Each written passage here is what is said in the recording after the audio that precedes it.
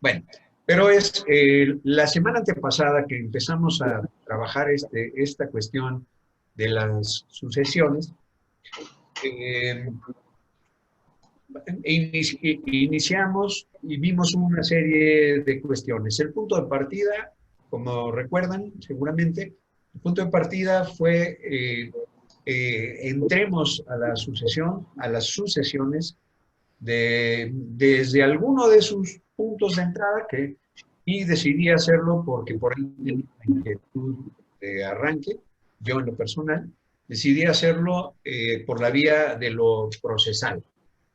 La idea, no obstante esa, sigue siendo, creo yo, la de que veamos aspectos procesales y aspectos sustantivos y veamos eh, eh, disposiciones normativas e igualmente experiencias, pues, ¿no? Decía mi papá, que llevó varias y muy interesantes sucesiones, me dice, Gus, en materia de sucesiones, nunca dejas de aprender. Cuando crees que ya eres todo una chucha cuerera, se te atraviesa un asunto nuevo en donde se llegan a plantear cuestiones que ni soñabas.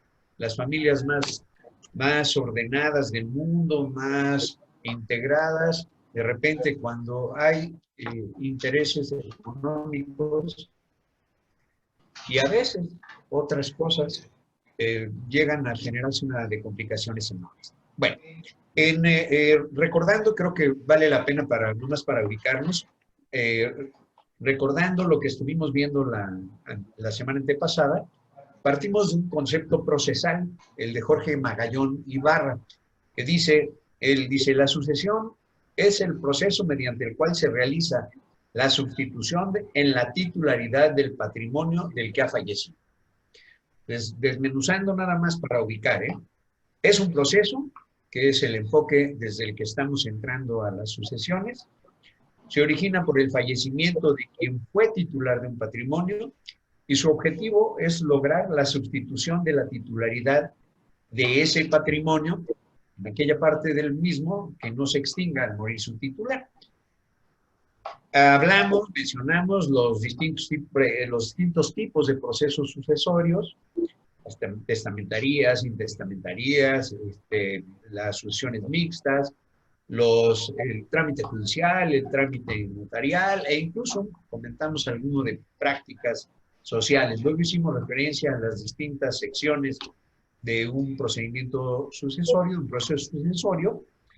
Ubicamos cuestiones muy generales del procedimiento, las reglas de competencia procesal por jerarquía y por territorio, las reglas de competencia en materia de medidas que rompe los criterios de competencia, porque es cualquier juez, que es algo que yo no tenía en mente, cualquier juez es competente para conocer de medidas provisional, medidas de protección de los bienes que pueden formar parte de la sucesión. Luego hablamos de la legitimación, estando en la primera sección, la legitimación para la denuncia de la sucesión, las reglas de acumulación, la representación de la sucesión y en la sucesión. Hicimos referencia al interventor en sus dos vertientes, el interventor provisional que prevé la ley por ahí y el interventor supervisor que también prevé la ley en beneficio de la minoría de los herederos, ¿no? Y luego vimos las reglas generales de la primera sección. Autoerradicación, anuncio o delación, justificación de derechos, declaratoria de herederos, dependiendo de qué tipo de procedimiento estamos viendo, designación de albacea y cuestiones que pueden presentarse, preferencias para heredar, impugnaciones para heredar, impugnaciones de testamento. Y hasta ahí llegamos. Lo que nos quedó pendiente, si recuerdan, entonces son las reglas que en el Código de Procedimientos Civiles se establecen para otros trámites judiciales sucesorios. Los menciono nada más para efectos de ubicarnos, los que prevé nuestro Código de Procedimientos Civiles, las sucesiones sumarias o sucesión express, que es la... Ay, no es cierto que es lo que puse aquí, no es cierto. Aquí vamos, ahí está. La transmisión sucesoria del patrimonio de familia, las testamentarías con caudal aparente inferior al que se establece en el artículo 23 para competencia de los tribunales de partido, algunas reglas y algunas reglas especiales para el testamento público cerrado, el testamento privado, el testamento militar y el testamento marítimo. Esto es lo que son procedimientos o trámites judiciales sucesorios, además de las reglas generales. Bien, en el caso del procedimiento sumario o express, básicamente se refieren a él dos artículos, uno que se refiere a las sucesiones intestamentarias y otro que se refiere a las testamentarias. El procedimiento sumario, como cualquier procedimiento sumario en materia de sucesión, cualquier otro, estamos claros, se trata de reducir trámites y formalidades.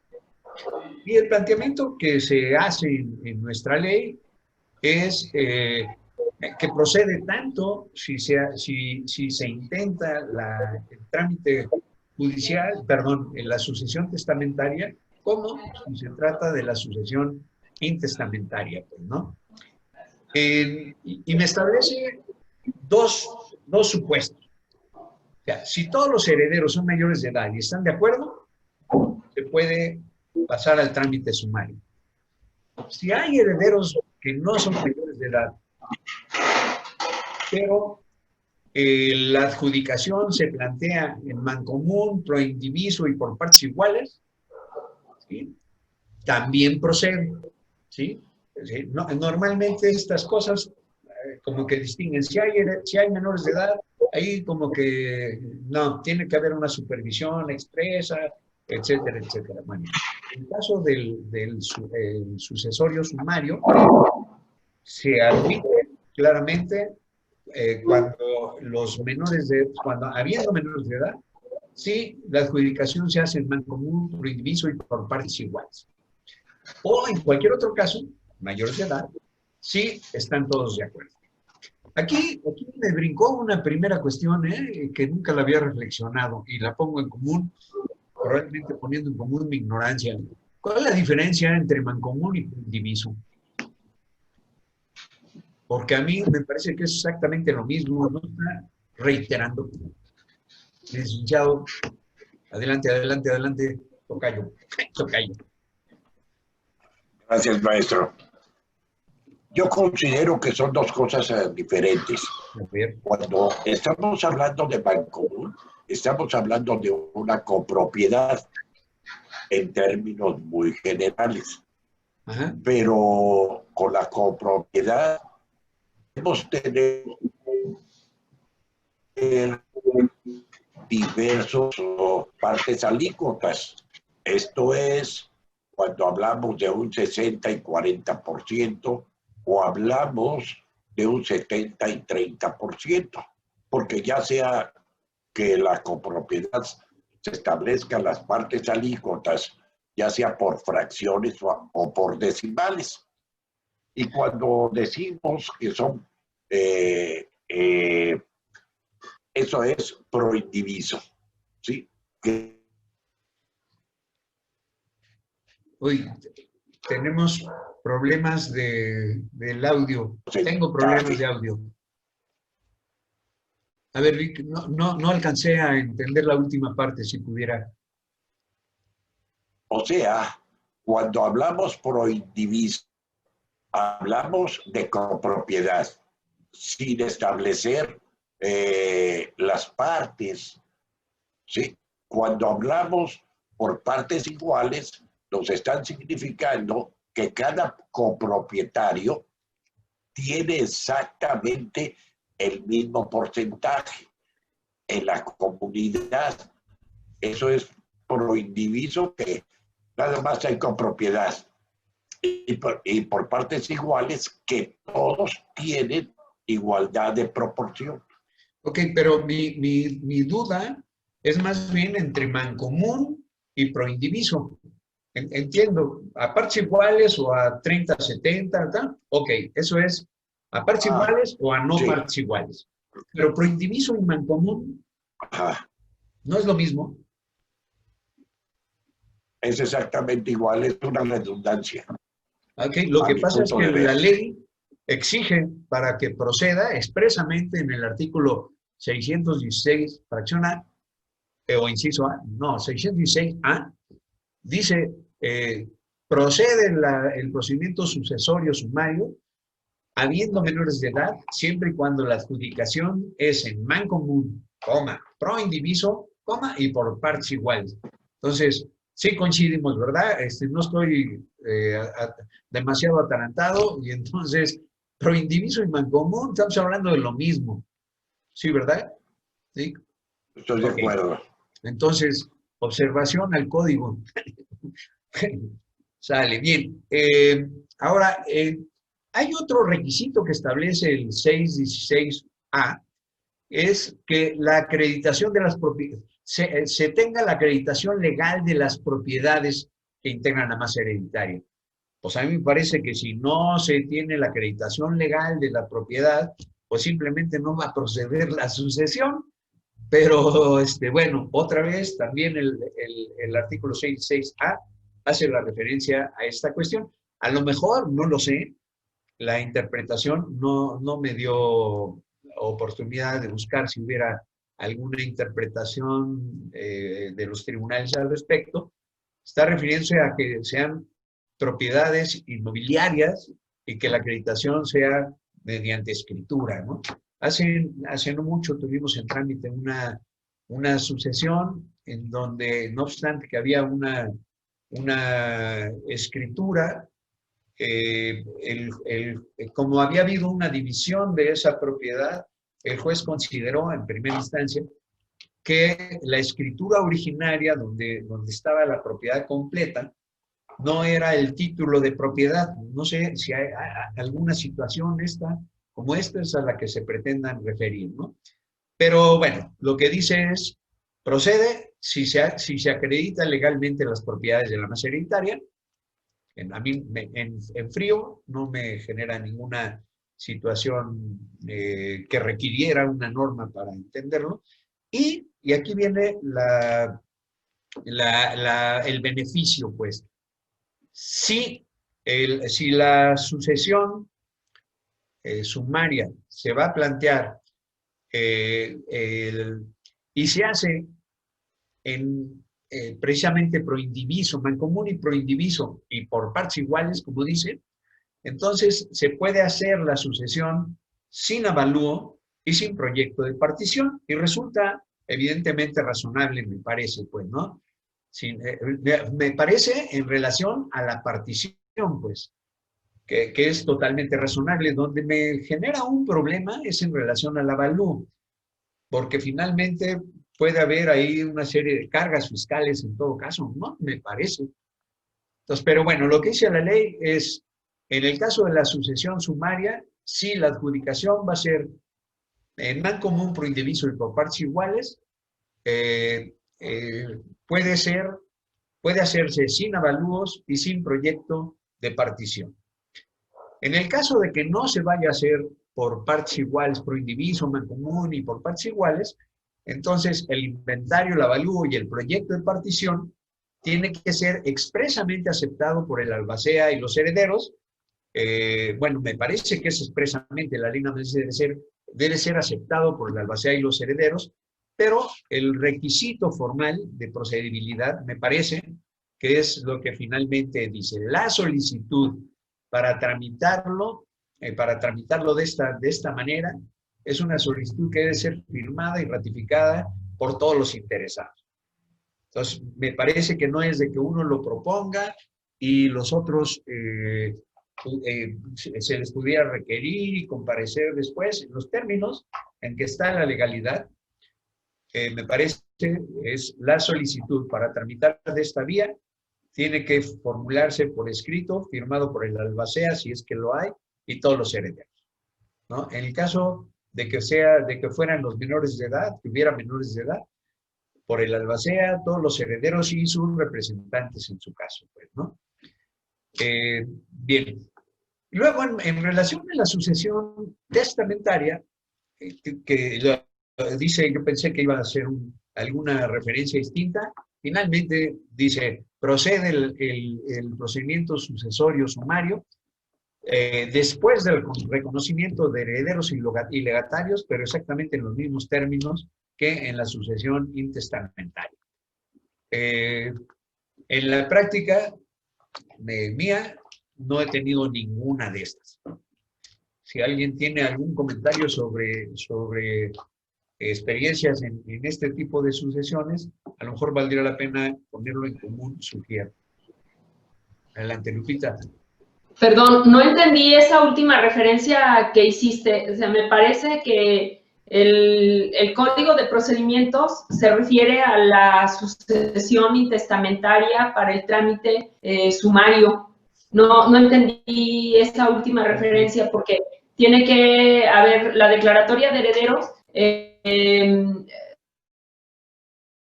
La declaratoria de la designación del albacea deben ya haberse hecho para que proceda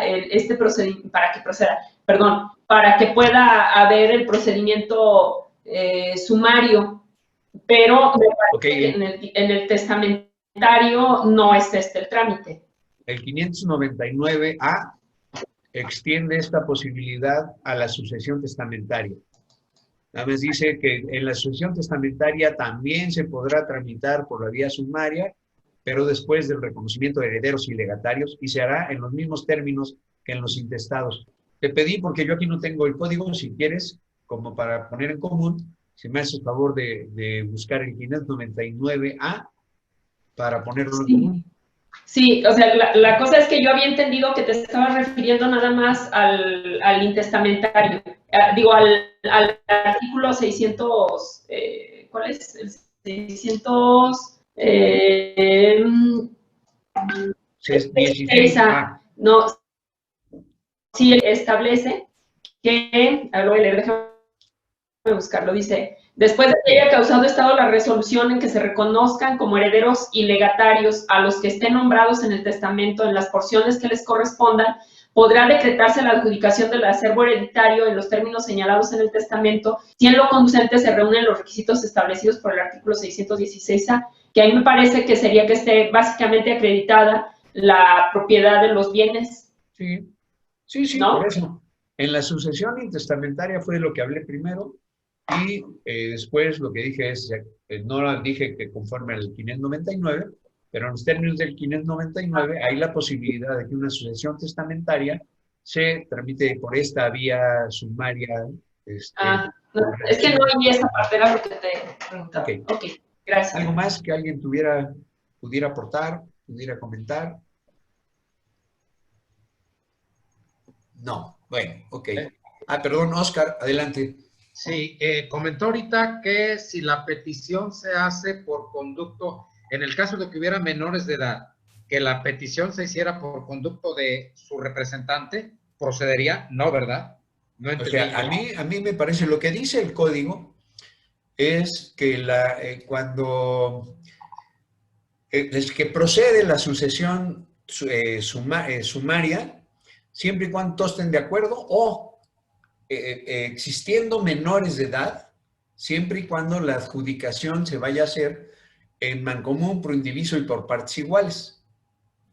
Pero también el 616A establece que la solicitud para darle el trámite sumario debe ser firmada y ratificada por todos los interesados.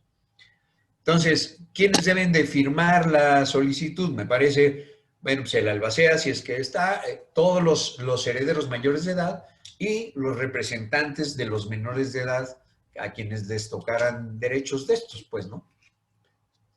¿Sí? Ok. ¿Algo más que hubiera, Lupita?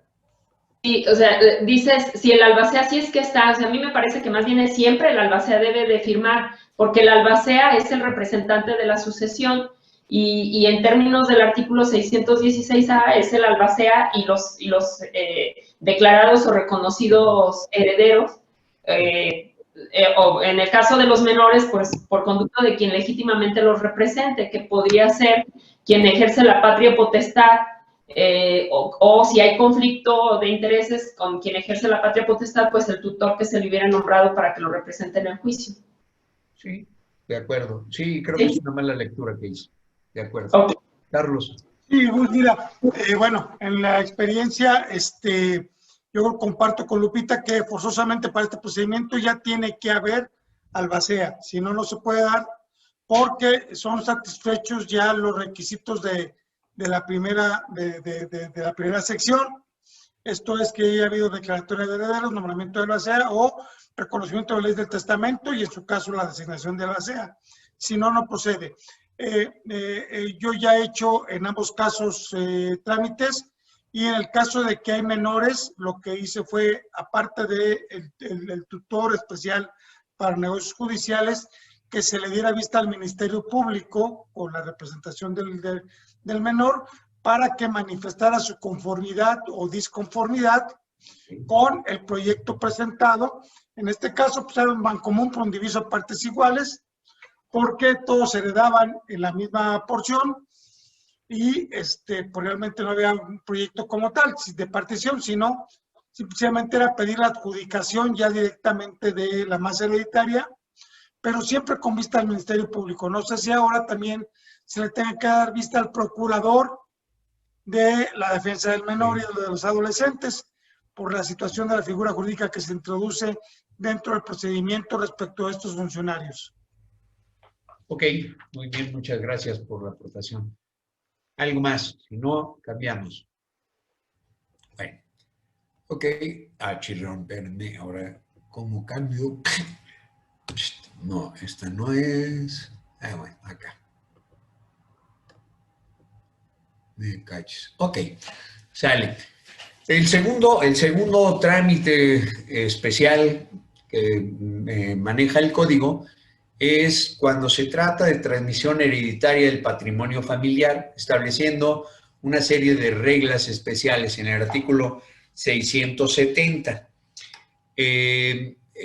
Aquí una primera cuestión que me brincó sería, bueno, ok, yo tengo patrimonio de familiar, pero no abarca todo mi patrimonio. Ahí estoy suponiendo, dando por sentado, que podría manejar igual, como si fuera, paralelamente, como si fuera procedimiento sucesorio, testamentario e intestamentario. Es decir, aquí yo tendría el procedimiento sucesorio relacionado con el patrimonio de familia y el procedimiento sucesorio respecto de aquello que sí hubiera quedado incorporado dentro del testamento, ¿no? Y lo planteo prácticamente como duda, pues, ¿no? No sé si de entrada podría ser considerado esto sostenible o si hay experiencia en este sentido.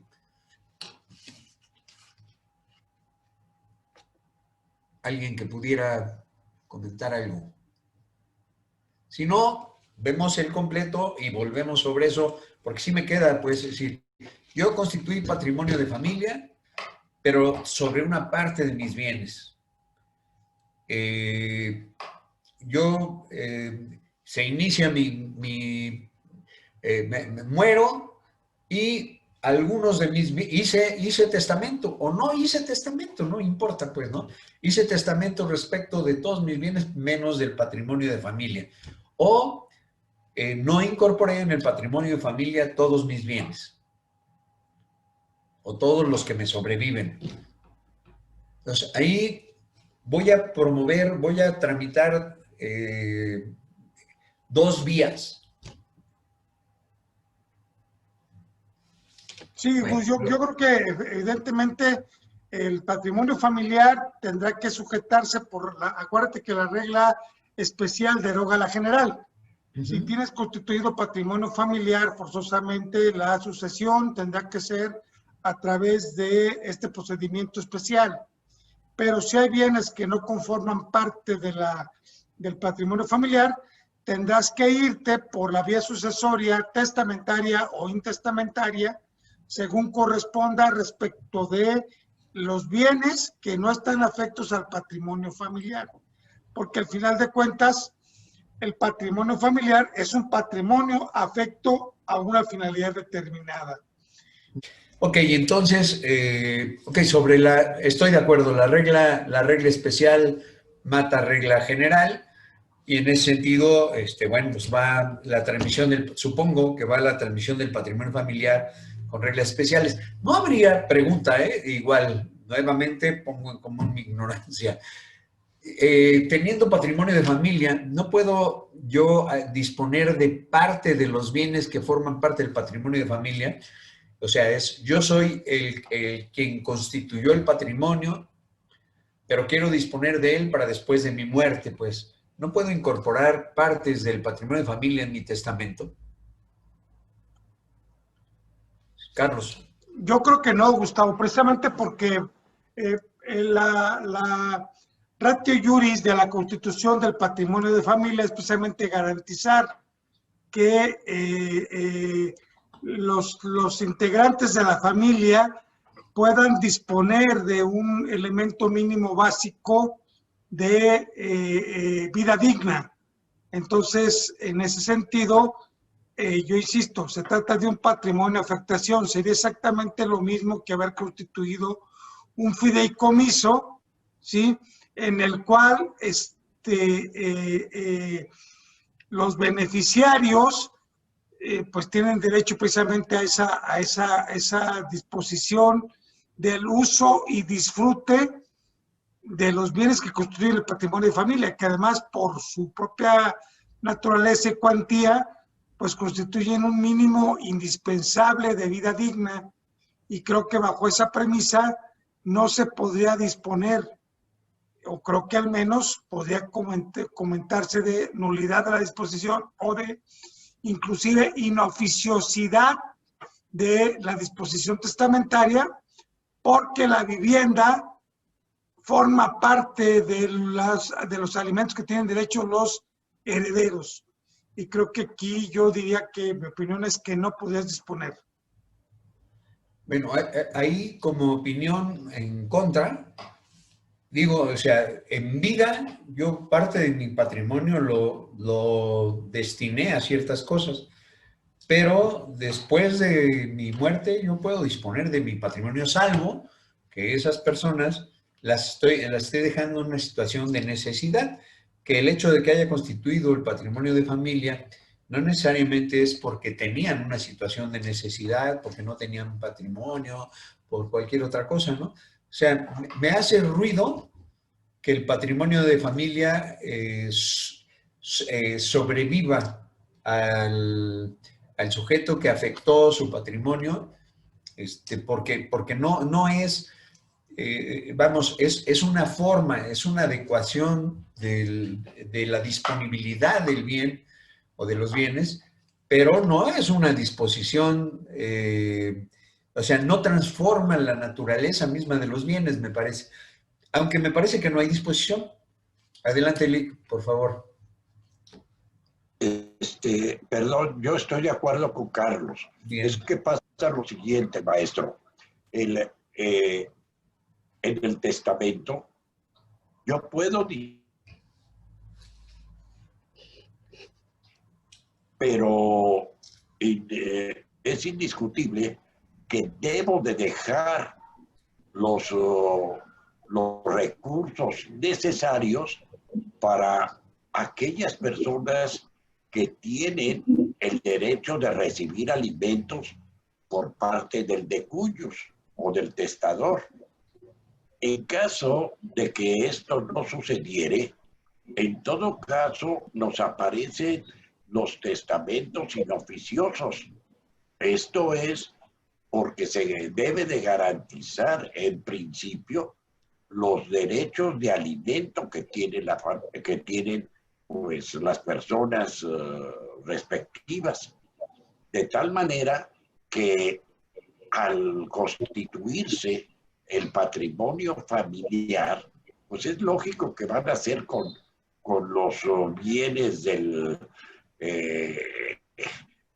testador, pero esos bienes yo considero que no pueden ser dispuestos en términos generales por el testador. Si esos bienes están incluidos en la herencia, quedarían en estado de indefensión aquellas personas que tuvieran derecho a alimentos. Lupita. O sea, coincido básicamente con la postura del licenciado Araiza y de Carlos, porque en principio el patrimonio de familia es inalienable e inembargable, y el código establece los supuestos en que el patrimonio de familia puede extinguirse. Entonces, yo creo que, por ejemplo, si hubiera un testamento donde dice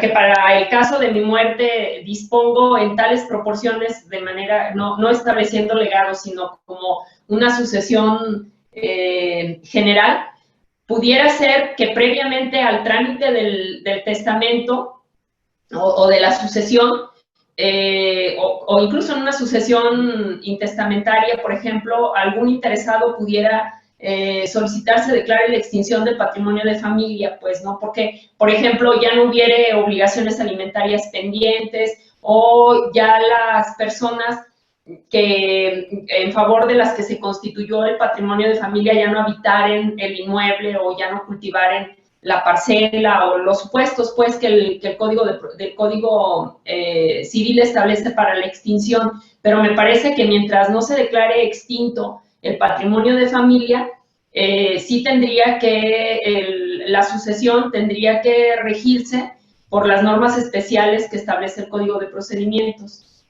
Bueno, aunque eso precisamente abre una posibilidad, es decir, estoy de acuerdo, es un patrimonio afectado, pues, ¿no?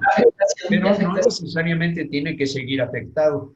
Estuvo afectado por ante ciertas necesidades en el momento en que se constituye, pero en cualquier momento en que pudiera llegar a probarse que las causas que dan lugar dejan de estar presentes, cualquier interesado, me parece, podría promover la desafectación de los bienes que constituyeron el patrimonio de familia. Y esto sea habiendo muerto el que la constituyó, o incluso en vida, ¿no? Me parece. Y en todo caso, pues habría que defenderlo. Quien tenga interés en defenderlo, pues me parece, ¿no? Sí, pero yo creo que si llegara la muerte del autor de la sucesión, no se extinguió el patrimonio de familia y no se declara la extinción de tendría que tramitarse conforme a las reglas especiales. Pero no sería el caso de que algún interesado, ¿sí? El hijo que no vive ahí, por ejemplo, ¿no? Podría pedir la desafectación del patrimonio para efectos de porque no se está,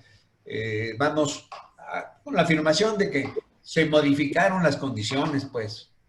Y entonces a mí me interesa el participar en la sucesión de ese inmueble. De todas maneras, bueno, creo que no está puesto en la ley, ¿no? Pero me parece que abre ahí una posibilidad cuando menos. Carlos, perdón. Sí, yo creo que la palabra clave es lo que dijo Lupita. El patrimonio familiar es inalienable, por lo tanto, mientras esté constituido, ni siquiera a título de testamento puedes disponer de él. Entonces, yo creo que habría que hacer lo que dice Lupita, si alguien tiene interés, promueva el procedimiento de extinción del patrimonio familiar, y una vez extinto, pues siguen las reglas que son aplicables a la propiedad de lo general, ¿no? Ok, dale. Seguimos entonces. Bueno, ¿cuáles son los planteamientos que se hacen? A mí me parece que, tomando en consideración la misma naturaleza del patrimonio de familia, las modificaciones que se hacen tienen una finalidad que es simplificar en un sentido, abaratar en otro sentido el trámite. Dice, en primer lugar, y me llamó la atención, desde que esto se reguló, se establece una tramitación predominantemente oral del patrimonio de la sucesión hereditaria del patrimonio de familia. En segundo lugar, bueno, esto que exige el 670 es una cuestión que es la misma regla en cualquier otro supuesto, ¿no? Con la denuncia o con el testamento se debe acompañar la comprobación del patrimonio, de la constitución del patrimonio de familia. Eso será seguramente el dato de inscripción. El inventario del avalúo, que va en la línea esta de simplificar o desformalizar y en consecuencia abaratar o simplificar el procedimiento, dice: el inventario del avalúo se debe elaborar por el cónyuge o el albacea si estuviese designado, o el heredero de más edad. Ahí me llamó la atención esa cuestión porque, bueno, a lo mejor el heredero de más edad es el que menos podría, pero bien. Luego, el avalúo abre una posibilidad en relación al avalúo, que dice: el avalúo debe estar suscrito por perito oficial, y esto supongo que me remite a la lista de peritos habilitados por el tribunal, pero dice, o a comerciante reconocido como honorable, que ahí sí como que abre otros planteamientos. Para que, bueno, la partición del patrimonio de familia, y aquí me parece que de alguna manera contradice lo que antes estuvo discutiendo, la partición de patrimonio de familia, y esto significa que no se conserva como patrimonio de familia, dice, debe ser por consenso, decidido en junta, en una junta ante la presencia judicial, o por empleado oficial a sueldo del Estado. ¿Sí? Y se presenta y es decidida por el juez. Entonces, me parece que ahí está también la posibilidad, ahí, con motivo de esto, el patrimonio de familia podría desmenuzarse en contra de los argumentos que se dijeron antes, pues, ¿no? Y el último elemento que me plantea la normativa en el 670 es que las actas de adjudicación son título de propiedad para los interesados. Esto, en los términos en que está, me hace suponer que el planteamiento es: no se requiere protocolizar. Y mi pregunta sería: ni aún siendo inmueble, yo creo que ahí evidentemente no. Eso es lo que tengo. ¿Algún comentario por ahí? A ver, no entendí tu último comentario. Dices, sí, evidentemente no, que no entendí qué es el evidentemente no. Yo creo que sí. Las actas de adjudicación son título de propiedad. Las actas de adjudicación, de todo lo que forma parte del patrimonio familiar. Si es una casa... Yo creo que en ese supuesto debe seguirse igual la regla general que establece que la transmisión de bienes inmuebles, la transmisión de la propiedad de bienes inmuebles o de derechos reales debe hacerse constar en escritura pública o en documento legalmente equivalente. Me parece que en el caso propiamente el acta no podría considerar, porque no es de los que la ley considera como equivalentes a la formalidad que debe darse a ese tipo de documentos, pues, a este tipo de actos. Ok, y en ese sentido es lo que dije, me parece que evidentemente no. Es decir, que las actas de adjudicación no lo serían. Sin embargo, aquí entra también la cuestión de donde hay regla especial, pero, va encima de la regla general, ¿no? O estamos hablando, porque son dos reglas especiales. Carlos. Así es. Sí, bueno, aquí habría una condición de un aparente conflicto de leyes, ¿sí? Puesto que por una parte una disposición establece que la transmisión de bienes inmuebles debe constar en escritura pública y esta que establece un régimen especial.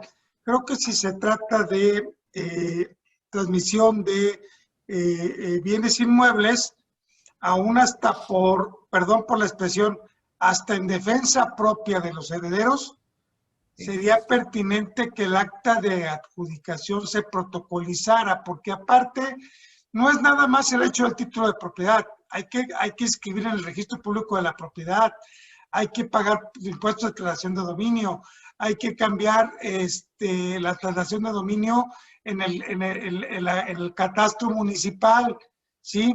Y en ese sentido, pues son trámites que la persona no puede, bueno, podría hacerlos, pero es muy complicado, muy complejo, y los notarios públicos tienen todos los elementos para poder llevar a cabo esta condición. ¿Sí? Yo creo que en este caso, si me tocara el asunto, yo pediría al juez que por principio de certeza jurídica porque al final de cuentas, cuando yo quiera vender, pues ¿quién me va a aceptar el acta de adjudicación cuando estamos acostumbrados a ver títulos de propiedad de otra naturaleza, ¿no? En instrumentos públicos. Entonces yo creo que ahí eso lo sería bajo esa circunstancia. Y si me permiten una broma, ¿sí?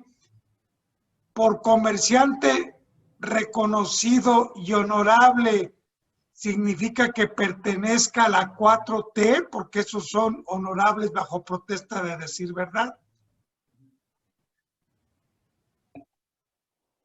No, se requeriría de la 5T, que esa todavía no llega, maestro, yo creo. Muy bien. Bueno, ahí una cuestión. O sea, esta norma se contiene en un código adjetivo y la norma relativa a la formalidad que debe privar en la transmisión de bienes inmuebles o derechos reales constituidos sobre estos es una norma sustantiva. Entonces, en mi opinión, debe prevalecer la norma sustantiva, precisamente porque regula propiamente cuál es la formalidad que debe darse a ese tipo de actos. Bueno, nada más una mención. Hay otro tipo de instituciones, como en materia mercantil, la llamada prescripción de ejecución de sentencias, que es una cuestión, si es prescripción, es sustantiva.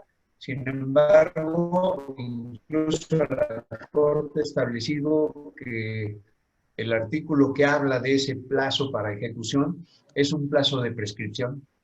Entonces, el hecho de este hecho, me parece que sí es un argumento, estoy de acuerdo que es un argumento académico, pero en la interpretación de los tribunales no necesariamente, al menos en ese caso.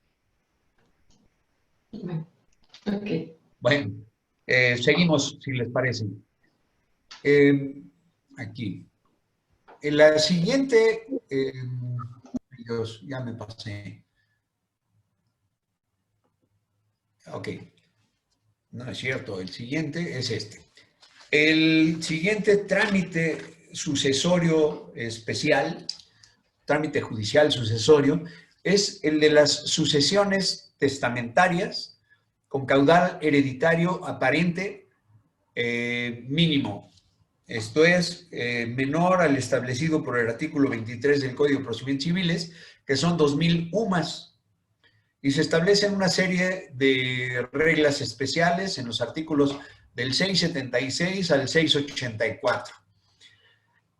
Me parece que otra vez, o más evidentemente en este caso que en el anterior, los criterios para simplificar, para desformalizar, son criterios relacionados con la rentabilidad del procedimiento, me parece a mí.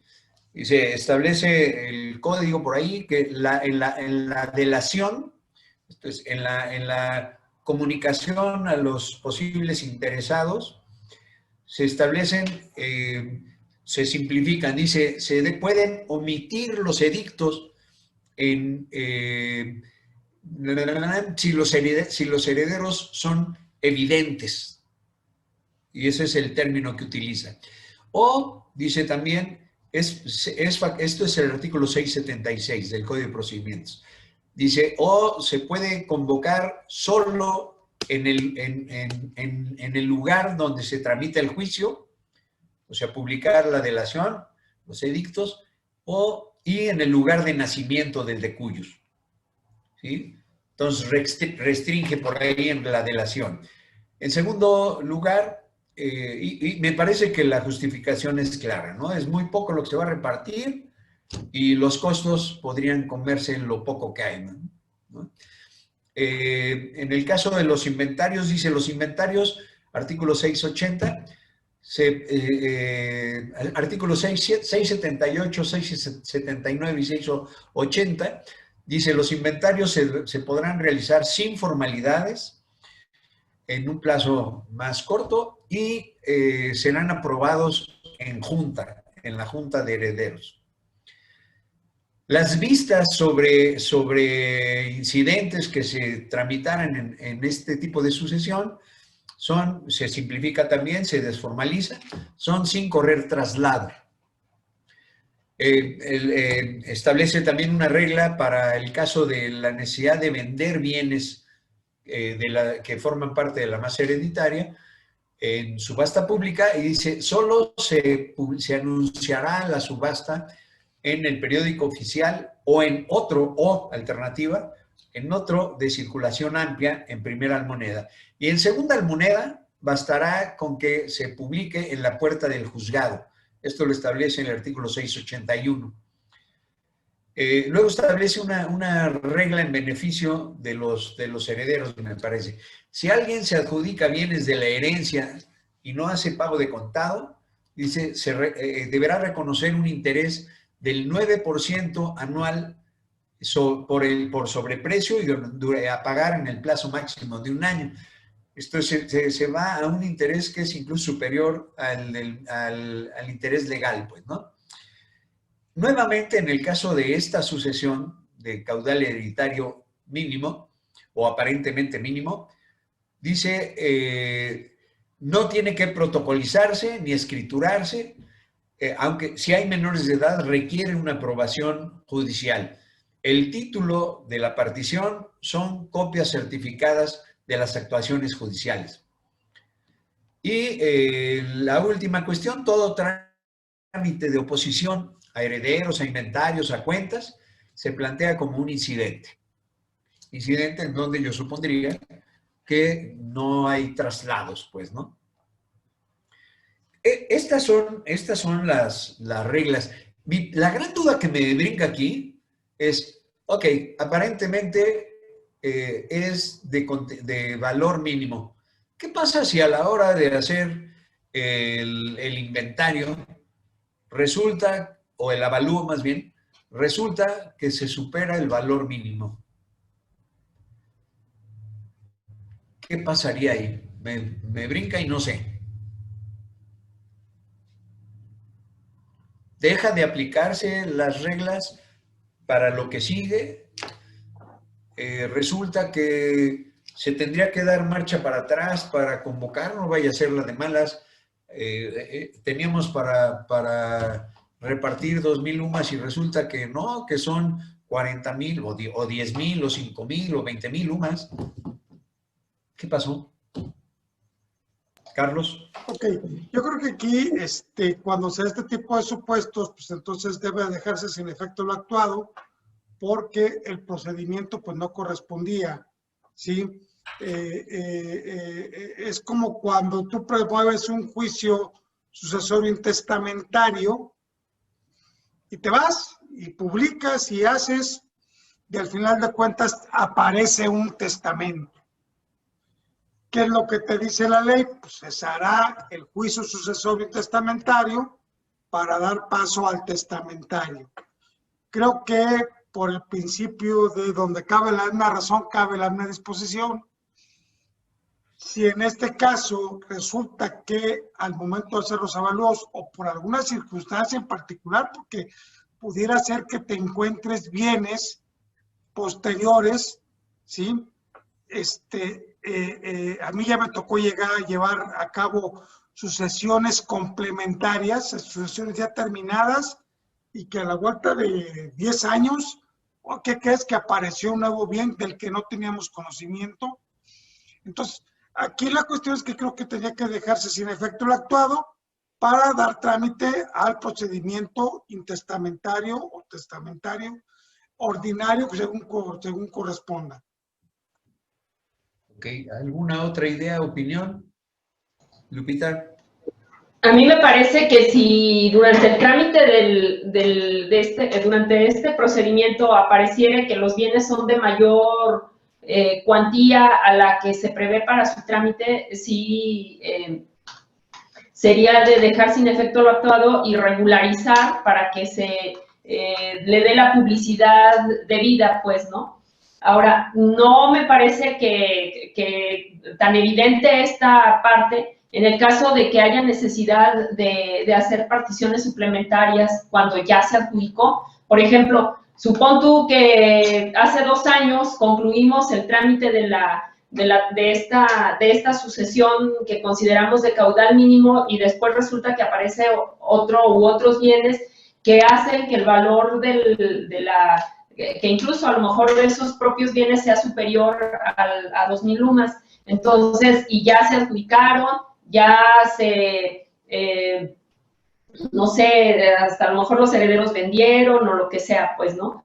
Creo yo que ahí sería muy difícil revertir o dejar sin efecto lo ya actuado, pues, porque ya incluso habría habido tal vez adjudicación o no sé.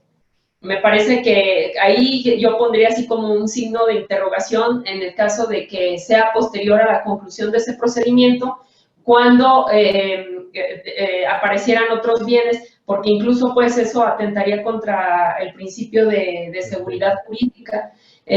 Ahora, me parece que para tramitar, para seguir este procedimiento, pues sí se tendría que tener como todos los elementos para considerar que el valor del patrimonio se ubica en una cuantía inferior a las 2,000 lumas, pues, ¿no? Que ahorita son como 173,000 pesos.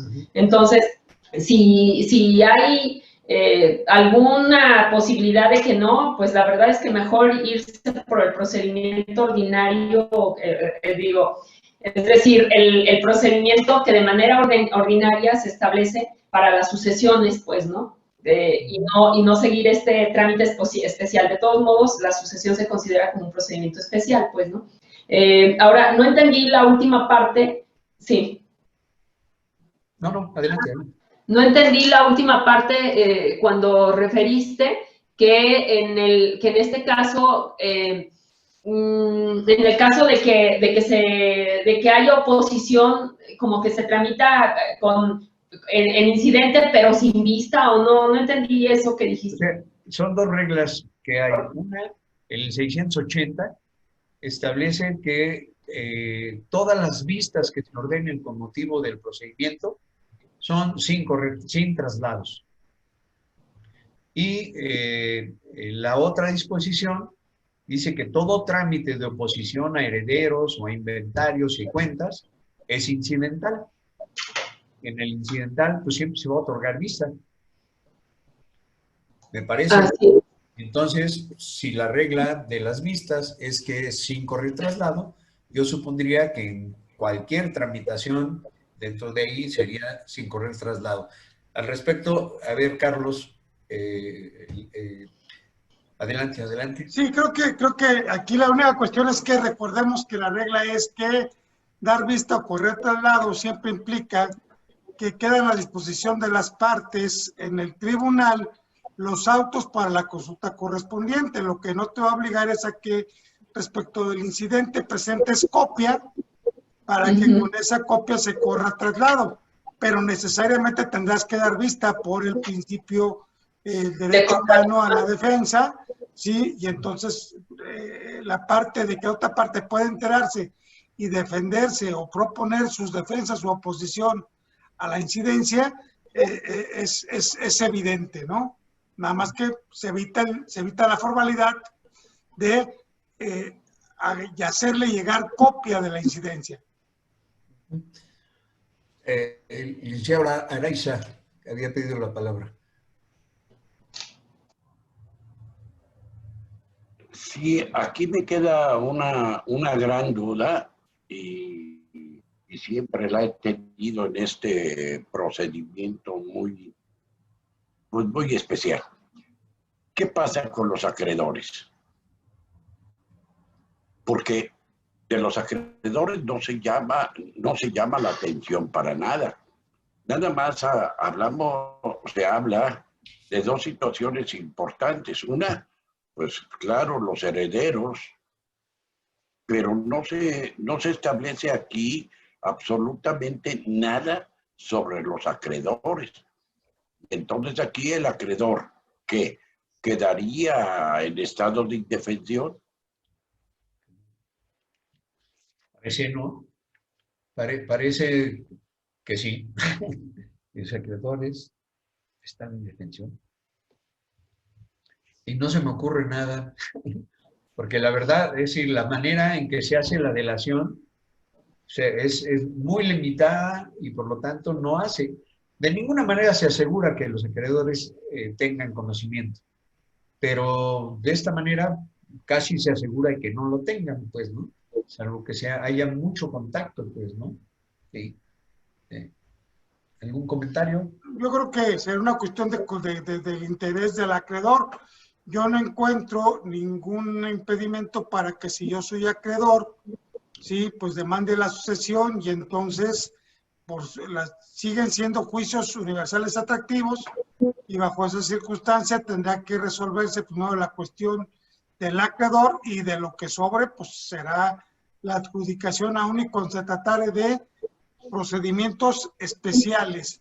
Recordemos nada más que tratándose del patrimonio familiar, sí, pues este es inembargable, entonces ahí no me preocuparé yo por los acreedores.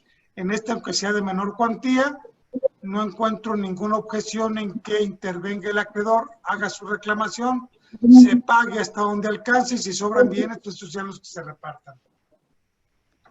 Creo que en ese sentido no hay discusión, pero la cuestión es no hay publicitación de la situación como para dar oportunidad, pues, ¿no?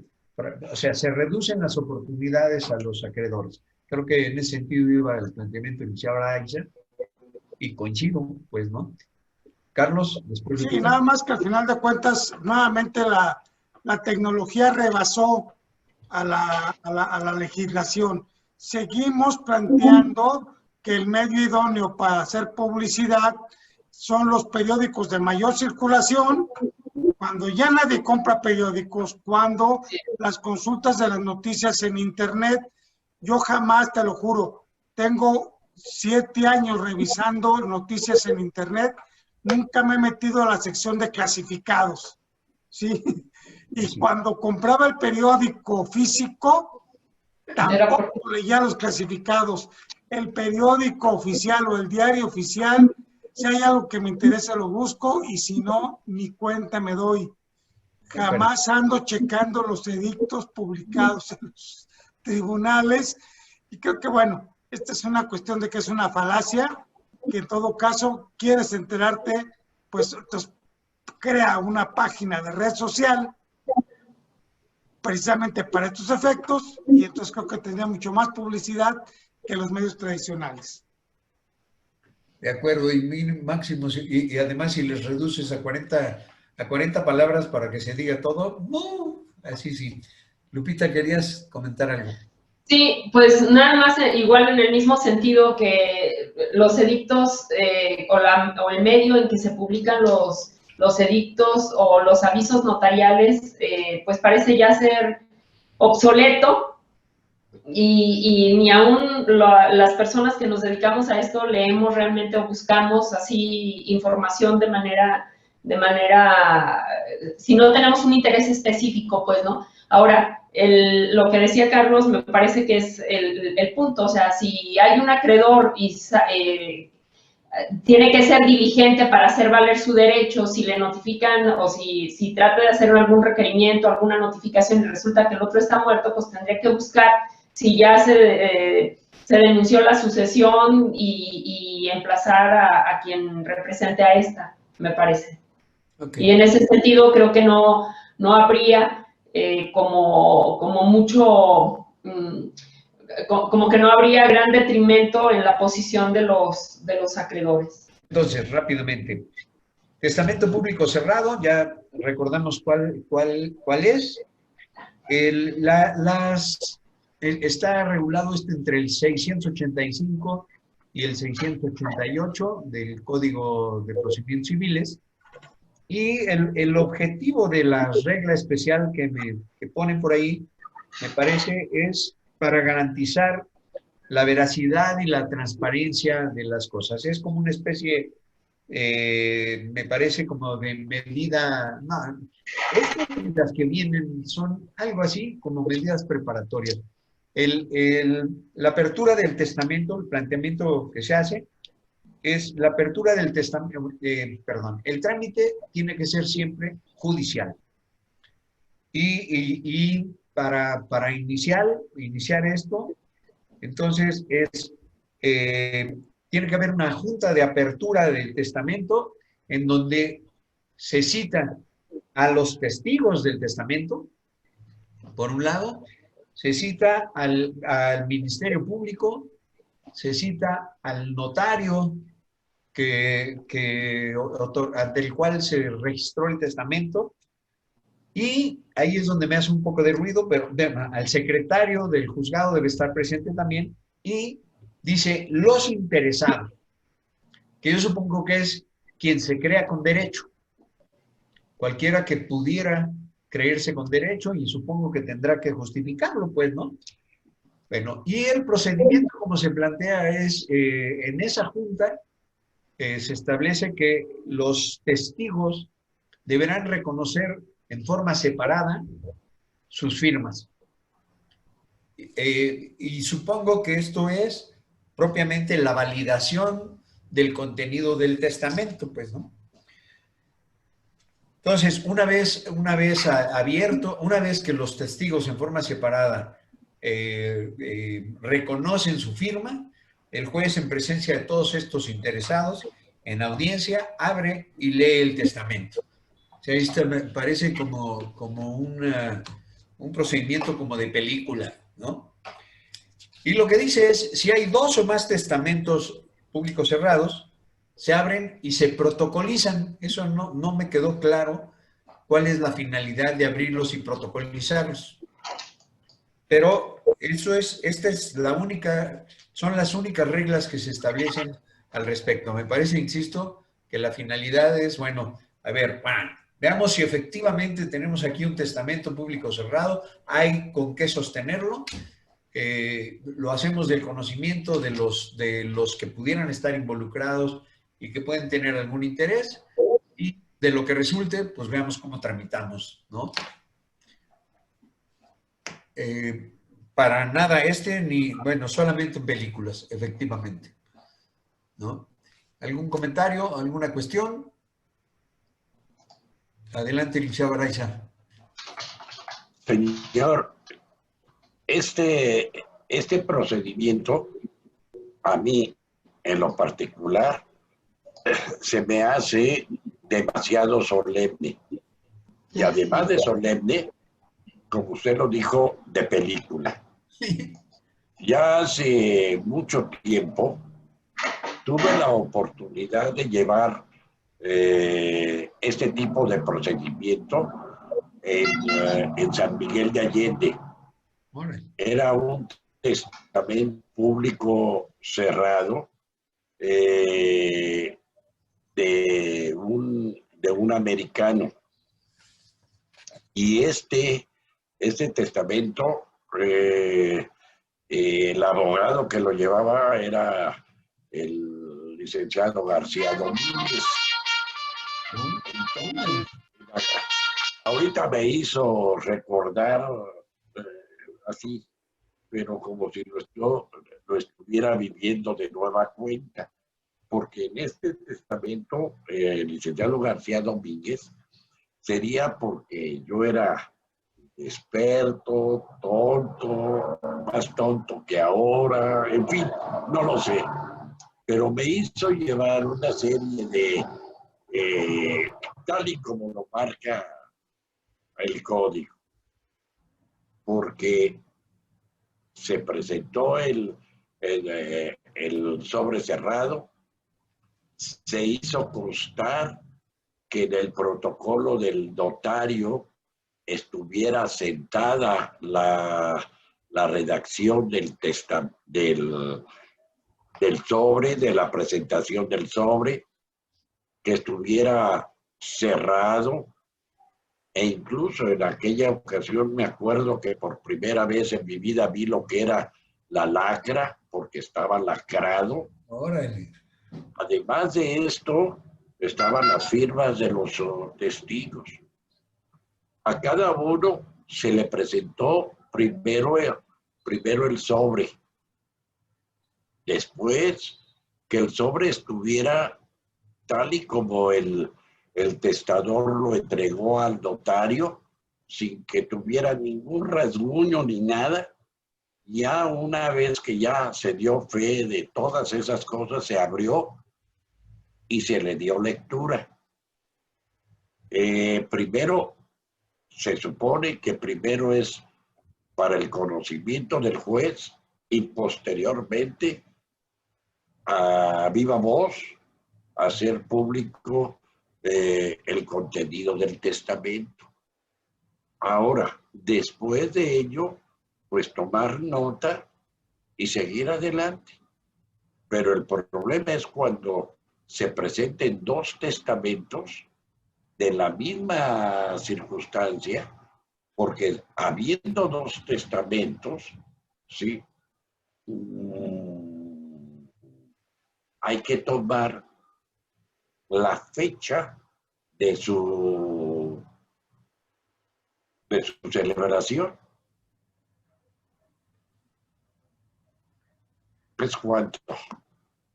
Y si no traen fecha, supongo que lo que no traen fecha dado en tal, será la fecha en que el notario haya asentado en su libro que le fue presentado, supongo, ¿no? Según tengo entendido, porque me tocó otro testamento aquí en León, en donde se toma la fecha de presentación ante el notario, que es precisamente el momento mismo de la celebración del testamento, no cuando se haya, no la fecha que hubiere tenido en su momento el escrito donde consta el testamento. ¿Sí? Es la presentación del testamento ante el notario. Porque sería el único que es fecha cierta. Lo demás no podría considerarse fecha cierta. Muy bien. ¿Algún otro comentario por ahí? Qué bien. Bien. Ok, seguimos entonces. A ver, Lupita. O sea, nada más señalar que en el Código Civil se establece que una vez que se haya presentado pues ante el juez el testamento y que se haya abierto con las formalidades que ya se mencionaron, el juez declarará como la publicación y debe protocolizarse el testamento y luego ya seguirse la sucesión. Por eso es que en el último artículo de los que leíste del Código de Procedimientos, se indica que deben de protocolizarse los dos, porque los dos se abrieron y ahí todavía no se establece cuál debe prevalecer sobre cuál. Ok.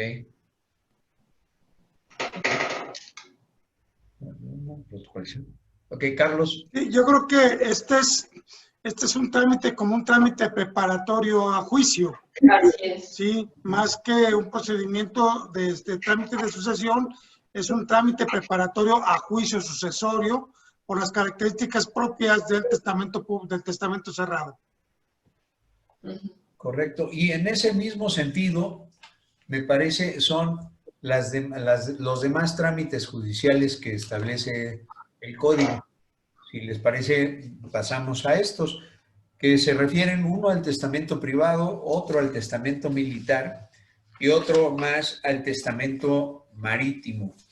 ¿Sí? En relación al testamento privado, me parece que es claro que es una medida preparatoria del sucesorio, evidentemente testamentario. Y recordemos, nomás recordando, el testamento privado es el que otorga una persona por sí misma cuando sufre una enfermedad grave que le impide hacer otro tipo de testamento.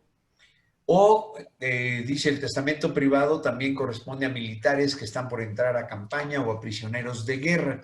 Aunque insisto, luego el mismo código hace referencia al testamento militar. Bueno, el testamento privado está regulado entre el 689 y el 692 del Código de Procedimientos Civiles y del Código de Procedimientos Civiles, sí, y en el 2280, el 2833, no es cierto, aquí me falló algo, debe ser 2820 al 2833 del Código Civil, que otro elemento del testamento privado es que su validez depende de que si muere de que el testador muera con motivo de la situación de riesgo que se le presentó o que muera dentro del mes siguiente a la fecha en que lo otorgó. Una cosa extraña del texto de la ley y dice, tal cual como dicen, dijo Peña Nieto, su otorgamiento debe ser ante 5 o al menos ante 3. Bueno, nomás que no lo dijo así, lo dijo al revés. Era ante 3, al menos 5, ¿no? Pero no, el código dice, el otorgamiento debe ser ante 5, pero cuando menos 3 testigos que declaren sobre la capacidad del testador, ¿sí? Bueno, ¿en qué consiste el procedimiento como medida preparatoria, consiste en el examen judicial a los testigos de otorgamiento, en presencia del Ministerio Público, que tiene obligación de repreguntar. ¿Sí? Hay una regla específica sobre quién puede solicitar este procedimiento y dice, a solicitud de parte legítima, considerando parte legítima al interesado, así lo dice, o a aquella persona a quien se le hubiera encargado algo en el propio testamento. ¿Sí? Echa el interrogatorio a los testigos en presencia del MP, que supongo que es interrogatorio directo por parte del juez. Entonces, en presencia del MP, que tiene la carga de repreguntar, este trámite concluye con la declaración formal del testamento privado. Y una vez hecha esa declaración, procede el trámite de la sucesión testamentaria. Regla especial en materia de recursos, dice la resolución que no autorice la declaración de formal del testamento es apelable. ¿Sí? Artículo 692. Y esto es lo que dice como trámite especial. Si hay algún comentario, si no, la verdad es que estos 3 que siguen son en el mismito sentido. Entonces, si no hay comentario directo, Lupita, Carlos. No se oyó. Bueno, ok. Pachurra, tu barra espacial. Tiene más una cuestión. Yo creo que también la resolución judicial que decreta vamos a decir, la validez del documento tendría que ser apelable, ¿no? Yo creo. Porque al final de cuentas habría personas que pudiesen, si yo soy un presunto heredero y yo resulta de que ahí no me dejó nada, pues ahí me conviene poner el testamento, ¿sí? A no ser que se inicie el trámite y entonces contra la declaración de validez del testamento en el testamentario, ahí es donde yo puedo apelar. No pareciera que... Sí, no, pero sí pareciera que es más bien esa la visión en la medida en que no hay una disposición expresa, y sí la hay para el caso de que consideraran que no se autorice la declaración de formalidad, ¿no? Pero, Lupita. Sí, nada más de la resolución que declare como que acuerde la declaración del testamento, de esa el único que está legitimado para apelar es el Ministerio Público en términos del mismo 692. Ok, solo el MP se me peló. Sí. Okay. El que niegue la declaración es cualquier interesado. El que sí acuerda la declaración solo el Ministerio Público. Y entonces, sí, en el caso de que se diera trámite a la testamentaría con base en esa resolución que declare el testamento privado, pues entonces tendrían que oponerse en la vía que ya comentó Carlos, ¿no? Ok. O en la forma, mejor dicho. Ok, continuamos. Continuamos. El siguiente es el testamento militar. En el testamento militar, como vimos en la regulación del testamento privado, pues de hecho ahí están militares que van a entrar en campaña o son prisioneros de guerra. El testamento militar, como está regulado en los artículos 2834 a 2837 del Código Civil, y igualmente dice, es aquel que es hecho por un militar al entrar en acción de guerra o cuando es herido en campo de batalla o cuando es prisionero de guerra. Aquí introduce un elemento nuevo, que es el de herido en el campo de batalla. Este testamento, como se maneja en el código, es un testamento que puede hacerse mediante declaración, si yo lo digo, ante 2 testigos, o mediante la entrega del documento que en presencia, o sea, también frente a 2 testigos, pues, ¿no? Y se establece la misma regla que en el testamento privado. El testamento militar es válido siempre y cuando el testador muera como consecuencia del riesgo que lo originó o dentro de un mes posterior a la fecha en que haya cesado ese riesgo. Todo esto está en el Código Civil.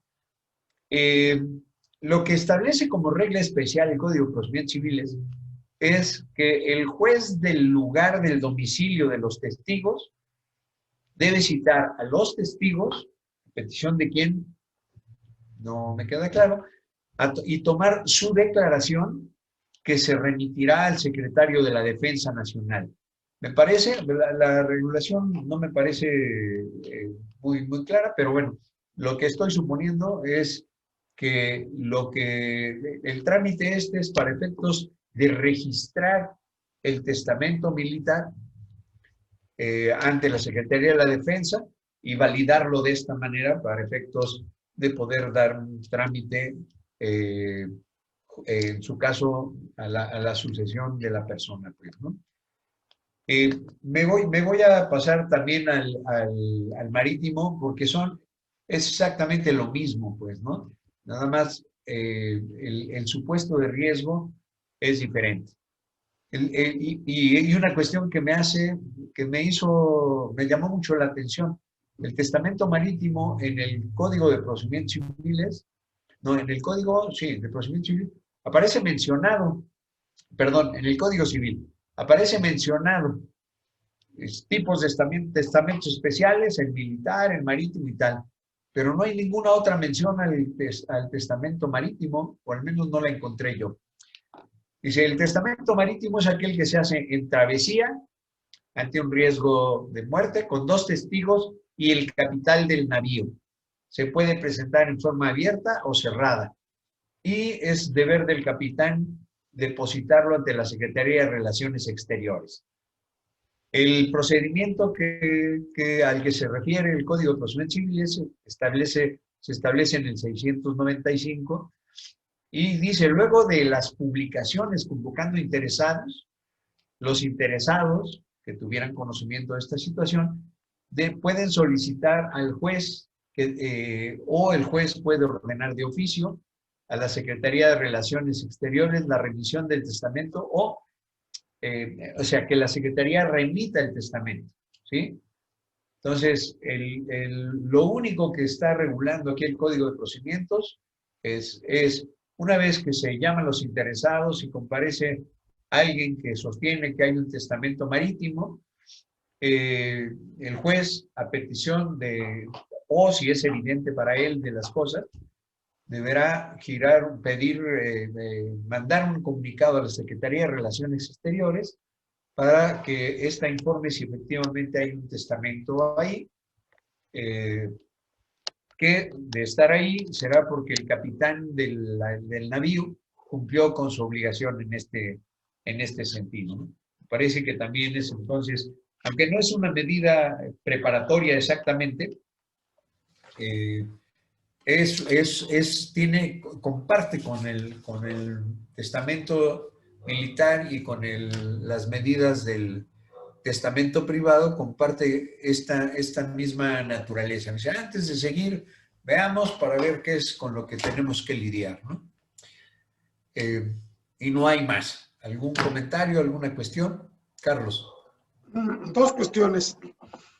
Posiblemente yo esté equivocado, pero hasta donde tengo entendido, en el caso de la Marina Mercante, que navega con bandera mexicana, una vez que ingresa a aguas internacionales, el capitán del barco tiene a cabo una serie de funciones de representatividad, inclusive en algunos casos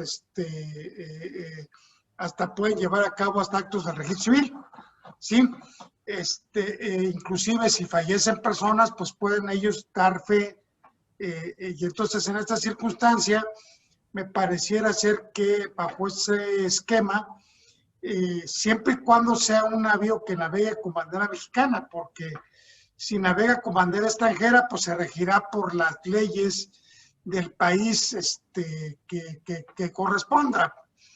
Me tocó a mí hacer una travesía en un barco italiano, y claramente cuando ingresas te dicen, este barco se rige por las leyes de la República Italiana, ¿no? Creo que de alguna manera hay que plantear esa cuestión, y en este caso, si será necesario, los testigos, dada la fe pública que tiene el capitán, que creo que los testigos se ven más bien como de asistencia. Y finalmente, no sé si esta circunstancia pudiese darse también en aeronaves que naveguen con bandera mexicana, donde el capitán pues también tiene un papel semejante y donde puede correrse un riesgo de muerte y que pudiese haber algún sobreviviente y el testador muriera en caso de un percance. Yo supongo que sí. Lupita. Lupercia. Perdón, ya. El testamento marítimo, me parece, no está regulado en el Código Civil precisamente por esa circunstancia, porque más bien está regulado por el Código Civil Federal en tanto que se refiere al otorgamiento de un testamento a bordo de un navío, evidentemente que navegue bajo bandera nacional, bajo bandera mexicana, y que se otorgue en alta mar o a bordo de naves de la Marina Nacional, pues, ¿no? Entonces, ahí en ese supuesto, pues, habría que atender a las regulaciones que establece el Código Civil Federal. Por lo que hace, nada más una pregunta en relación al trámite del testamento militar que comentaste antes. No entendí esta cuestión de la competencia. Decías que en el lugar en que se encuentren los testigos es el competente para llevar a cabo la diligencia en la que se reciba la información de esos testigos sobre su participación en la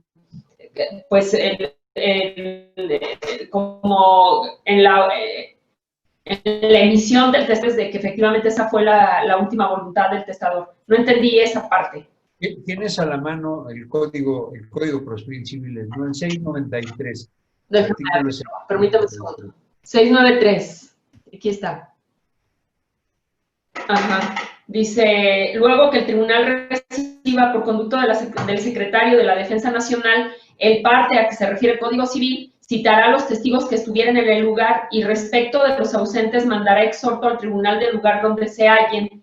Entonces, no me queda claro que deba ser como esta diligencia, el competente, el del lugar donde se encontraran los testigos. Yo creo que sigue siendo las reglas para la erradicación de la sucesión, ¿no? Me parece que sí, pero aquí a lo que seguramente no lo dije con claridad. Vía exhortos que se va a obtener la declaración de los De testigos. los testigos que no estén en el lugar en que se radicó. Así es, sí, es en ese sentido. Ah, ok. Bueno. Sí, pero en todo caso es una jurisdicción delegada, porque al hacerse por vía de exhorto, el juez exhortado obra en auxilio del juez que es competente. O sea, hay una competencia delegada específicamente para ese acto procesal en particular. Así. Claro. Sale. Okay. Aquí también nos faltaría, pero ya en parte, ya lo especificó Carlos y Lupita, nos pasaría lo mismo cuando se trata de testamento hecho en país extranjero, que eso está regulado también por el Código Civil Federal, de procedimientos civiles. Pero a mí también me llama mucho la atención de que el Código de Procedimientos hace caso omiso de otro testamento ordinario, que es el testamento hológrafo. El testamento hológrafo no se menciona cuál va a ser su trámite en realidad.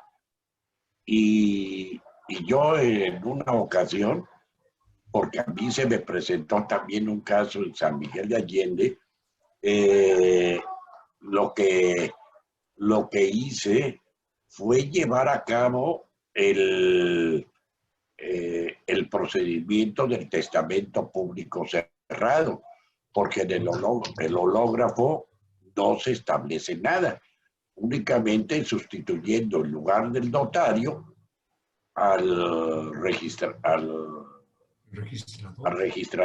público. Así es. ¿Sí? Pero el código es omiso en determinar el trámite del testamento hológrafo. Pero, pero el testamento hológrafo es el que se hace de puño y letra y que se deposita en el registro público, ¿no? Pero no tiene que depositarse con testigos, esa parte no me acuerdo. Sí. También con testigos. Sí. O sea, el testamento hológrafo se realiza de puño y letra del testador. Se inserta en un sobre, se determina los testigos que determinen que allí se encuentra el testamento del señor y se deposita ante el registro público de la propiedad. Y el código no establece nada cuál sería el trámite respecto a este testamento que viene siendo considerado como un testamento ordinario. En la doctrina sobre testamentos que no son los públicos, la mención, lo que yo encontré es una mención general. Si todos aquellos que no son testamentos públicos deben pasar por un procedimiento en el que se verifica, de alguna manera se verifica su veracidad, valga la redundancia, y precisamente como medida preparatoria antes de darle trámite, ¿no? Que iría exactamente en ese mismo sentido. No. Bueno, de lo que yo tengo entendido, recuerde que la elaboración del testamento es precisamente un acto solemne. Es de los pocos actos solemnes que tenemos todavía. Al realizar el testamento se deben de llevar las solemnidades que establece el código. Si no, no hay testamento. Por decir algo, el que yo deje un papelito escrito y escondido en el buró de mi casa diciendo que ese es mi testamento, no vale. No vale. ¿Por qué? Porque le falta la solemnidad que se requiere. Si yo dejo un video estableciendo mi testamento, el video tampoco vale. ¿Por qué? Porque no es el testamento con las solemnidades establecidas por la ley. Aún así, si yo dejara mi testamento en un video, lo pusiera dentro de un sobre y lo llevara al registro público, pero al momento de abrir el sobre y ver que contiene nada más una unidad de USB donde está mi video, no sirve, porque precisamente son solemnidades. Y entonces allí el testamento hológrafo no tiene una tramitación especial establecida en el código. ¿No? De acuerdo. De acuerdo. ¿Algún otro comentario por ahí? Bueno, pues con esto daría por terminado este primer acercamiento a la cuestión esta de las sucesiones, como para arrancarle. Hay muchísimo material, hay muchísima ignorancia por acá, hay muchísimo que aprender.